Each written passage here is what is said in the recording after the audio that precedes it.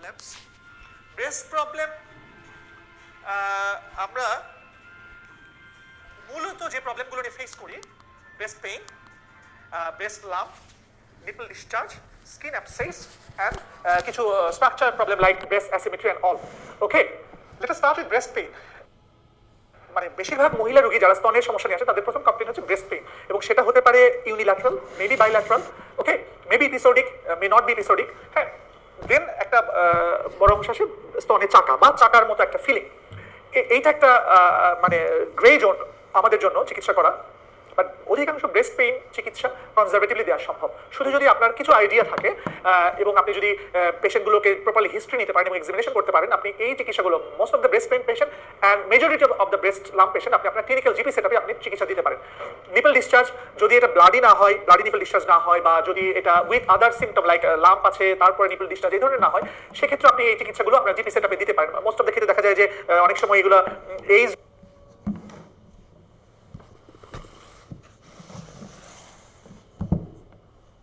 Related nipple discharge হয় pubertal discharge বা অনেক সময় পেরিমেনোপজাল ডিসচার্জ হয় বাট মোস্টলি যেটা হয় কি যে আমাদের দেশের বাস্তবতা অনেক সময় দেখি হরমোনাল ইস্যুতে ডিসচার্জগুলো হয় যে আমরা এই পেশেন্টগুলো যখন আমাদেরকে নিপল ডিসচার্জ নিয়ে আসে আমাদের প্রথম কাজ হচ্ছে পেশেন্টগুলোকে অ্যাসিওর করা if it is not a bloody discharge আর যদি ব্লাডি ডিসচার্জ সেগুলো আমরা সাইটোলজি করতে পাঠাই পেশেন্টকে অ্যাসেস করি আলট্রাসোনো ম্যামোগ্রাম সবই আমরা করি ইভেন্চুয়ালি বাট আমি যেটাকে ফোকাস করতে চাচ্ছিলাম যে হরমোনাল অ্যাসেসমেন্ট স্পেশালি থাইরয়েড এবং সেরাম প্রোলেকটিন আমরা ইউজুয়ালি এই দুটো রুটিনলি দিই এবং এইখানে যদি কোনো অ্যাবনর্মালিটি থাকে you should I mean send the patient to an endocrinologist আর যদি দেখেন এগুলো নর্মাল অ্যান্ড দেন পেশেন্টের কোনো লাম্প নেই অবভিয়াস ব্লাডি ডিসচার্জ না তাহলে আপনাকে শুধু অ্যাসিওর করা অ্যান্ড দেন পেশেন্টকে ফলো আপ করা ওয়েট অ্যান্ড অবজার্ভ করা এবং দেখবেন যে অনেক রোগী এগুলো হয় হ্যাঁ ক্ষেত্রে বিশেষ কিছু রোগীর জন্য আমাদের অ্যান্টিবায়োটিক দিতে হয় আমরা সাধারণত ফ্লুক্লক্সাসিলিন একটা ভালো অথবা সেকেন্ড জেনারেশন সেফালোস্পোরিন আমরা অনেক সময় দিই যারা নিপল ডিসচার্জ একটু পেইন যদি থাকে অনেক সময় ইনফ্লামেটরি কন্ডিশনের কারণে হয় ডাক্টাল ইনফ্লামেশনের জন্য কাজে সেক্ষেত্রে antibiotic is sufficient enough but যদি সাথে কোনো চাকা থাকে যদি ব্লাডি ডিসচার্জ হয় তখন আপনাকে আরেকটু ভালো করে রোগীটাকে দেখতে হবে এবং সেই অনুযায়ী তাকে পরবর্তী চিকিৎসাটি দিতে হবে আচ্ছা and then asymmetry নিয়ে আমরা আজকে আর কথা বলবো না আমরা একটু দেখি সিনারিওতে 45-year-old lady came to your chamber with cyclic pain of both breasts for the last 1 year এক বছর ধরে for which she consulted several local doctors but not cured she also brought on an ultrasonogram report of last month which shows multiple stones in her GB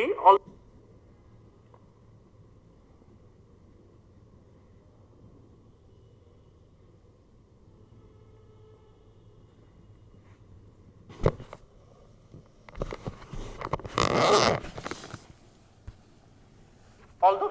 she's asymptomatic আমরা এই সিনারিওটি আপনাদের সাথে মানে ডিসকাশনের জন্য মানে প্লেস করেছি যে এরকম একটা মিডল এজেড মহিলা যদি আসে সাইক্লিক্যাল ব্রেস্ট পেইন নিয়ে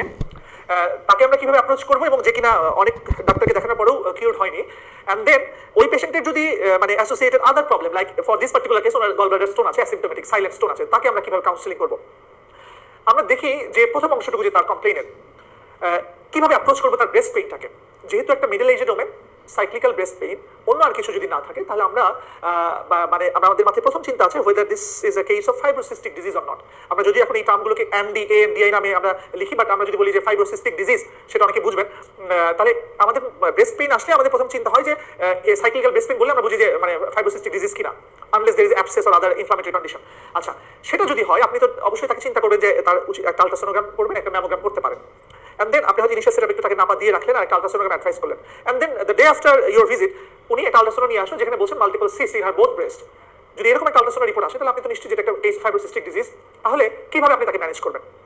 আমরা একটু ম্যানেজমেন্ট থেকে ঘুরে আসি এই পেশেন্টের দেখেন যদি আমরা ডায়াগনোসিস করতে পারি it's a case of fibrocystic disease তাহলে আমাদের ম্যানেজমেন্টগুলো মোর অর লেস কনজারভেটিভ মানে কি আপনার counselling is very important drug treatment খুবই লিমিটেড রোল আছে বাট আপনার counselling about the natural history of disease and is pathophysiology আপনাকে তাকে ভালো করে বুঝাই বলতে হবে এবং আপনাকে তার মনে যে ক্যান্সারের যে একটা মানে ফিয়ার সেটাকে অ্যালিভিয়েট করতে হবে যেন সে না ভয় পায় এবং আপনি তাকে সাজেশন দেবেন টি কফি অ্যাভয়েড করার এবং আপনি তাকে বলবেন যে সুতি মানে ব্রা ব্যবহার করতে এবং অফ অ্যাপ্রোপ্রিয়েট সাইজ ভালো ঘুম বিশ্রামের কথা আপনি অ্যাডভাইস করবেন আপনি তাকে কিছু ড্রাগ অ্যাডভাইস করতে পারেন যেন আমরা ইভিনিং প্রামোজোল দেই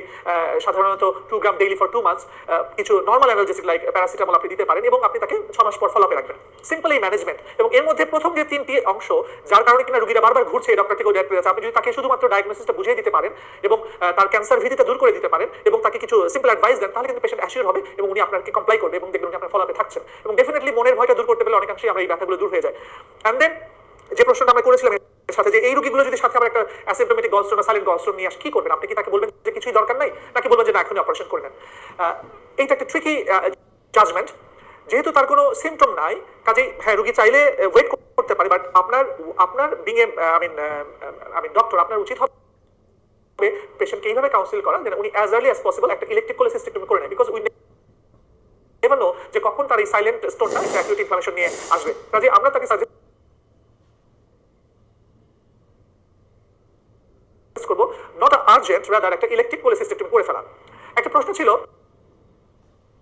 যে যদি ওই রোগীটা মানে যে রোগীটা আপনার ব্রেস্টে প্রবলেম সাথে গলব্লাডার প্রবলেম আপনি আর কিভাবে হেল্প করতে পারেন। হ্যাঁ দেখেন, আপনি কিন্তু you can discuss about the surgical option, তাকে আপনি কিন্তু এগুলো ব্রিফ করতে পারেন যে হ্যাঁ আপনার এটা পেট কেটে করতে পারেন, আপনি মেশিন দিয়ে করতে পারেন, এবং আপনি আরো যেটা বড় হেল্প করতে পারেন, উনি সরাসরি আপনি তাকে একজন জেনারেল সার্জন অথবা হেপাটাইটিস সার্জনের কাছে একটা ভালো রেফারেল নোট রেখে রেফার করতে পারেন, তাহলে এই রোগীটি একটি যথাযথ চিকিৎসা পাবে এবং উনি কিন্তু পরবর্তীতে আপনার কাছে আসবে, ফলো হবে। ওকে,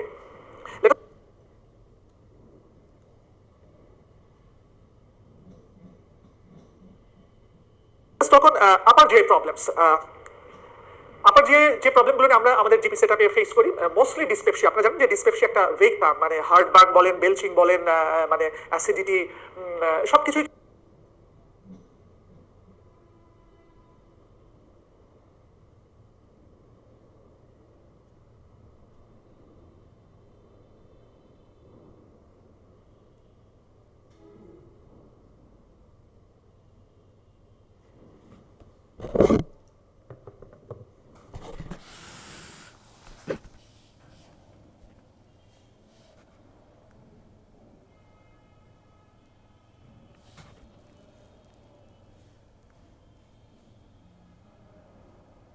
কিন্তু আমরা ডিসপেপসিয়া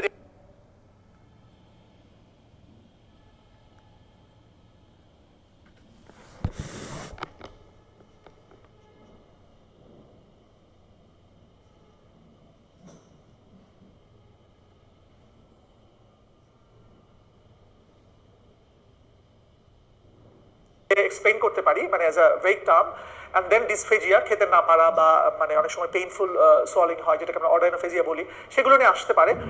নজিয়া, ভমিটিং নিয়ে আসতে পারে এবং কিছু আপার অ্যাবডোমিনাল পেইন নিয়ে আসতে পারে। এবং mostly these are mostly due to the benign cause এবং mostly due to our lifestyle changes. So আপনি যদি ভালো মতো হিস্ট্রি এবং এক্সামিনেশন করতে পারেন, তাহলে এর বেশিরভাগ রোগীকেই আপনি সিম্পল সিমটোমেটিক ম্যানেজমেন্ট দিয়ে কিউর করে দিতে পারেন। বাট কিছু পেশেন্ট আসবে যাদের এই ডিসপেপসিয়া বা ডিসফেজিয়ার আন্ডারলাইং কজ হতে পারে কোনো একটা ম্যালিগনেন্ট ডিজিজ বা কোনো একটা সার্জিক্যাল কজ, যেমন ডিসপেপসিয়া অ্যাকিউট কোলেসিস্টাইটিস ডিসপেপশন নিয়ে আসতে পারে, পেপটিক আলসার মানে যদি মানে সেই রকম স্টেজে হয় তখন পেপটিক আলসার তো ইউজুয়ালি ডিসপেপশনই আছে, বাট যদি দেখেন যে খুব পেশেন্ট অ্যাগ্রাভেটেড সিমটম, তখন কিন্তু আপনাকে সার্জিক্যাল অপশন চিন্তা করতে হবে। Dysphagia, oesophageal cancer, even stomach cancer, সবকিছুর একটা প্রেজেন্টেশন কিন্তু ডিসফেজিয়া থাকে, কাজে সেগুলোকে অ্যাড্রেস করা আদার মিলিয়ে এটা কিন্তু খুব ইম্পর্টেন্ট। নজিয়া, ভমিটিং তো অনেক কারণে হয়, আপনি সেটা মানে মেডিকেল কজগুলো এক্সক্লুড করে দেন আপনাকে ম্যানেজ দিতে হবে। Upper abdominal pain, there are so many causes of upper abdominal pain starting from acute abdominal causes, but there are other causes. তো আপনাকে এনশিওর হতে হবে যে পেইনটা নিয়ে পেশেন্ট আমার কাছে আসছে উনি কোনো অ্যাকিউট অ্যাবডোমিনাল পেশেন্ট কিনা, সেটা এক্সক্লুড করতে পারলে বাকি চিকিৎসা দেওয়া আপনি, even then taking some help from the radiology and ultrasound, hopefully you will get the diagnosis and you can have the treatment accordingly. Okay, let us see this patient. এটা dysphagia নিয়ে একটা patient এসেছে আমাদের কাছে, 56 বছরের মানে একটা male. ওনার লং স্ট্যান্ডিং ব্যারেটস ইসোফেগাস ছিল, complaints of worsening dysphagia to solids over the past 6 weeks. যখন কেউ একটা হিস্ট্রি দেয় তার আগে থেকে এই ধরনের ডায়াগনোসিস ছিল ব্যারেটস ইসোফেগাস বা এই ধরনের কিছু, মানে খুব রেয়ার, বাট যদি আসে এবং দেন মানে ওরজারিং ডিসফেজিয়া নিয়ে আসে ফর শর্ট ডিউরেশন, আপনাকে অবশ্যই খারাপ কিছু একটা চিন্তা করতে হবে। এবং এই ইসোফেজিয়াল ক্যান্সার মানে আমরা মোস্টলি ডায়াগনোসিস করি লেট স্টেজে, এবং মানে সিমটোমেটিক স্টেজ মানে লেট স্টেজ, এবং সেই মুহূর্তে আসলে করার থাকে খুব লিমিটেড, মানে surgery is not enough, even surgery and other modalities are not enough to get cure. So আপনাকে আর্লি যদি আপনি মানে if you can think of the diagnosis and if you can diagnose actually, then আপনি পেশেন্টকে একটা curative, more curative relatively option দিতে পারেন। আচ্ছা, আরেকটা পেশেন্ট নিয়ে আসা আবার যে প্রবলেম নিয়ে, সেটা হচ্ছে যে ব্লিডিং নিয়ে আসতে পারে অনেক সময়। সেই ব্লিডিংটা খুব অ্যাকিউট ব্লিডিং হতে পারে, অথবা মানে খুব ক্রনিক যে ব্লিডিংগুলো হয়, যে হেমাটোমেসিস হয়, পেপটিক আলসার ডিজিজ বা আদার কজে, সেগুলো হয়। কাজে এই পেশেন্টগুলো যখনই আপনার পেশেন্ট ব্লিডিং নিয়ে আসবে, আপনার যে bleeding, you should be very cautious, because mostly these are for malignant reason, if it is older age with short duration history, and if you can exclude the peptic ulcer disease, তাহলে সেই ক্ষেত্রে কিন্তু আপনাকে এই যে আপার যে ব্লিডিংটাকে খুব মানে ভালো করে ইভালুয়েট করতে হবে, হিস্ট্রি এবং ডিটেল এক্সামিনেশন, এবং history should be very much detailed on some কি পয়েন্ট। ওকে, আচ্ছা আমরা একটা দেখি যে খুব আনকমন, বাট আমরা দেখি যে যদি ইনকেস আসে আমাদের চেম্বারে যেন আমরা অ্যাটলিস্ট মানে আমাদের মাথায় থাকে। 56 বছরের male, profuse upper GI haemorrhage, he is relatively malnourished and has evidence of gynecomastia। যখন এরকম হয় যে মানে ওল্ডার মেল সাথে গাইনোকোমেশিয়া আছে, ম্যালনিউট্রিশন আছে, কাজে আমরা ধরে নিই তার যদি একটু জন্ডিস বা এই ধরনের কিছু থাকে, this is probably a case of CLD, chronic liver disease, and complicated with the upper GI hemorrhage। হ্যাঁ, সো এই পেশেন্টগুলো, that is the variceal bleeding, এই পেশেন্টগুলোকে কিন্তু অ্যাকিউট ম্যানেজমেন্ট না করলে পেশেন্টগুলোর সাথে সাথে will lose the patient. So আপনাকে পেশেন্টগুলোকে অ্যাড্রেস করা, ইমিডিয়েট রিসাসিটেশনের ব্যবস্থা করা এবং যথাযথ দ্রুত রেফারেল করা আপনার জন্য খুবই একটা important task being a GP. হ্যাঁ, কাজে এটা আমাদের মাথায় রাখতে হবে। আমরা একটু হেপাটোবিলিয়ারি প্রবলেম নিয়ে কথা বলি দুটো। একটা হেপাটোবিলিয়ারি কমপ্লেন বলতে মূলত জন্ডিস একটা বড় ইস্যু, বাট জন্ডিসও আমরা যদি দেখি যে মেডিকেল জন্ডিসটাই মোরললেস আমাদের কাছে জিপি সেটআপে বেশি আসবে, বাট কখনো কখনো আমরা সার্জিক্যাল জন্ডিস পাবো। এখন কি প্রশ্ন করে আমরা রোগীর কাছ থেকে বুঝবো যে এটা সার্জিক্যাল জন্ডিস? অনেকভাবেই আমরা সেটা মানে হিস্ট্রি ডায়াগনোসিস করতে পারি, বাট আমরা যদি একটু একটা সিম্পল প্রশ্ন রোগীকে করি যে তার এই জন্ডিসটা শুরুর পূর্বে সে কোনো ধরনের প্রোড্রমাল যে ফেজ থাকে, হ্যাঁ, কোনো প্রোড্রমাল সিমটম যেমন লাইক ফিভার, ম্যালেজ, অ্যানোরেক্সিয়া, নশা এগুলো ছিল কিনা,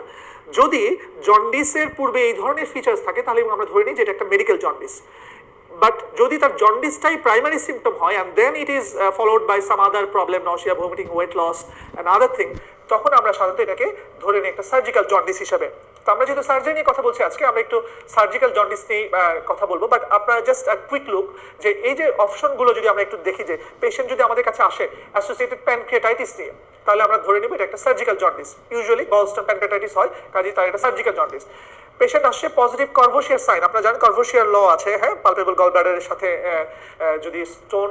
যে যদি অবস্ট্রাকশন হয় তাহলে এটা পালপেবল গলব্লাডার পাবো না, আর যদি পালপেবল গলব্লাডার আমরা পাচ্ছি সাথে জন্ডিস পেশেন্ট, তাহলে আমরা ধরে নিব কোনো ধরনের অবস্ট্রাকশনটা কোনো ধরনের ম্যালিগনেন্সি বা এই ধরনের কিছু দিয়ে হয়েছে। হ্যাঁ, তো যদি এরকম হয় তাহলে এটা আমরা surgical jaundice. Bilirubin in the urine যদি এটা হয় তাহলে এটা medical jaundice. Halothane induce jaundice, এটা হেপাটোসেলুলার জন্ডিস, আপনি জানেন অ্যানেস্থেশিয়ার পরে হতে পারে। হেপাটিক অ্যাবসেস, তাহলে অ্যাবসেস সার্জিক্যালও হতে পারে, অনেক সময় মানে মেজর ইনভলভমেন্ট হলে তখন হেপাটিক জন্ডিসটা আসতে পারে। অ্যান্ড ইনকম্প্যাটেবল ব্লাড ট্রান্সফিউশন, আমরা জানি এটা একটা হেমোলাইটিক জন্ডিস। কাজে দিস আর দ্য কি থিংস যেগুলো আপনাকে আপনার জিপি সেটআপে গাইড করবে যে এই রোগীটা আসলে সার্জিক্যাল পেশেন্ট নাকি একটা মেডিকেল ম্যানেজমেন্ট উনি ডিমান্ড করেন। আচ্ছা, আমরা একটু এই সিনারিওটা দেখি। আপনার 74 বছরের মহিলা, উনি আসছেন 4 সপ্তাহের প্রোগ্রেসিভ জন্ডিস এবং মানে তার গা চুলকানি হচ্ছে, এবং আপনি প্রশ্ন করে দেখলেন যে তার একটা হিস্ট্রি আছে 3 মাস ধরে উনি খেতে পারেন না এবং তার ওয়েট লস হচ্ছে। তাহলে 3 মাসের অ্যানোরেক্সিয়া, ওয়েট লস, সাথে এখন হিস্ট্রি 1 মাসের প্রোগ্রেসিভ জন্ডিস এবং গায়ে চুলকানি, অবশ্যই আপনি একটা ম্যালিগনেন্ট কিছু চিন্তা করবেন। এবং রোগীটি যদি ক্যাটেকটিক হয়, ডিপ্লিকটেরিক হয়, এবং যদি ওয়েট লস থাকে, আর আপনি যদি ক্লিনিক্যাল এক্সামিনেশন করে তার একটা পালপেবল গলব্লাডার পান, তাহলে তো কোনো সন্দেহ নাই যে এটা একটা ইউজুয়ালি প্যানক্রিয়াটিক কার্সিনোমার পেশেন্ট। এখন ইস্যুটা হচ্ছে যে জিপি সেটআপে আমরা একটা প্যানক্রিয়াটিক পেশেন্টকে কি করব?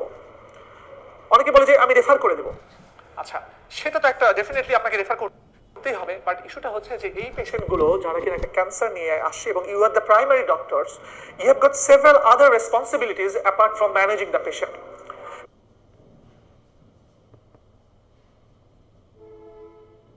কাজে এই পেশেন্টকে ভালো মতো মানে কাউন্সেলিং করা, যথাযথ স্থানে রেফার করা, প্রয়োজনে কিছু মানে ইমার্জেন্সি যদি কোনো মেজার নিতে হয় সেগুলো এনশিওর করা, এই সবগুলো দায়িত্ব। এবং পরবর্তীতে ইভেন রোগীটা যদি সার্জারি করে তার পরবর্তীতে তার ফলো আপ মেনটেন করা, তার আদার কোনো কোমরবিডিটি আছে কিনা সেগুলোকে অ্যাড্রেস করা। আপনি একজন প্রাইমারি চিকিৎসক হিসাবে আপনার নোটস, আপনার মতামত একজন রেফারেল ডক্টরের জন্য অনেক ইম্পর্টেন্ট। এবং আপনি যদি এই পেশেন্টগুলোকে আর্লি ডায়াগনোসিস করতে পারেন, আমরা এই পেশেন্টগুলোকে একটা কিউরেটিভ মানে ট্রিটমেন্ট দিতে পারি। আপনি অনেকে শুনে থাকবেন যে হুইপলস অপারেশন নামে একটা প্রসিডিউর আছে, যেটা আমরা প্যানক্রিয়াটিক কার্সিনোমা করি, এবং that is a curative surgery. এই রোগীগুলোকে আমরা কিউরেটিভ ইন্টেনশন দিতে পারি যদি আমরা আর্লি ডায়াগনোসিস করতে পারি। বাট এরা যদি ডিলে হয়, জন্ডিস বাড়তে থাকে, রোগীগুলো সাফার করতে ঘুরতে থাকে, তাহলে কিন্তু এই রোগীগুলোকে আমরা কিউরেটিভ ট্রিটমেন্ট দিতে পারবো না।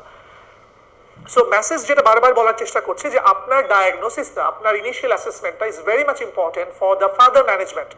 মোস্টলি আমরা ধরে নিচ্ছি আপনি কিউরেটিভ ম্যানেজমেন্ট নিজেই দিবেন, বাট ফর সাম পেশেন্ট যাদেরকে আপনি রেফার করছেন স্পেশালিটি ট্রিটমেন্টের জন্য, তারাও কিন্তু আপনার এই ইনিশিয়াল ডায়াগনোসিসের দ্বারা অনেক উপকৃত হতে পারে। কাজে বি কেয়ারফুল অ্যাবাউট দ্যাট।